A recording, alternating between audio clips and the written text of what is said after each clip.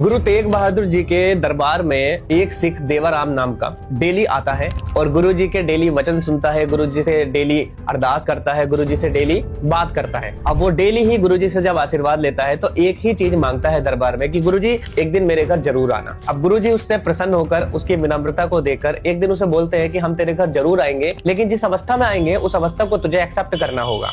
उस सिख देवाराम ने एक थड़ा बनाया हुआ है अपने घर में, जिस पर एक चिट्टी चादर बिछा रखी है। डेली उसकी फैमिली उस थड़े के नीचे बैठती है और गुरु जी की आराधना करती है और ये सोचती है कि मेरे गुरु जी एक दिन जरूर यहाँ पर आएंगे, मेरे गुरु तेग बहादुर यहाँ पर जरूर आएंगे, और डेली नित्यनेम करती है, अरदास करती है। अब समय आता है गुरु जी की शहादत का। दिल्ली चांदनी चौक में नवंबर 1675 में गुरु जी की शहादत हो चुकी है, लेकिन अभी तक वो उस सिख देवाराम जी के घर नहीं पहुंचे। उस सिख को इतना विश्वास है कि गुरु के वचन कभी खाली नहीं जाएंगे, वो आएंगे जरूर। लेकिन अब आएंगे कैसे? गुरु जी की तो शहादत हो गई। ये बात धीरे धीरे पंजाब तक पहुंचती है कि गुरु जी की शहादत हो चुकी है। सिख फिर भी डोलता नहीं है, उसको विश्वास है कि मेरे गुरु तेग बहादुर तो आएंगे।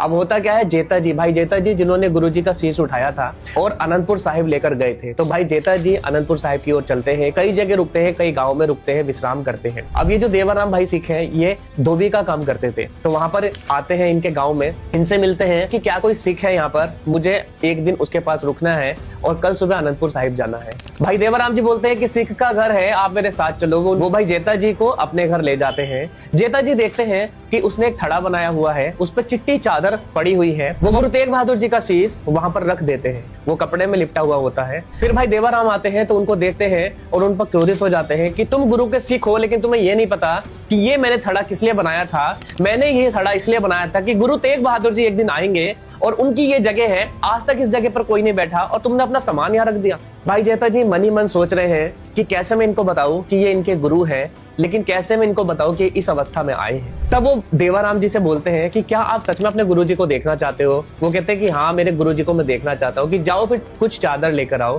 भाई जेता जी उन चादर के ऊपर गुरु जी का शीश रख देते हैं और जब देवाराम जी उस शीश को देखते हैं तो विनम्रता से व्याकुल हो जाते हैं और इस तरीके से गुरु तेग बहादुर जी अपने वचनों को निभाते हैं, उसके पास दर्शन जरूर देते हैं। इस साखी को अपने दोस्तों के साथ रिलेट करो कि गुरु के वचन कभी खाली नहीं जाते, जो गुरु ने बोला है वो तो होना ही है। और ऐसे ही साखी को सुनने के लिए इस पेज को फॉलो कर लो।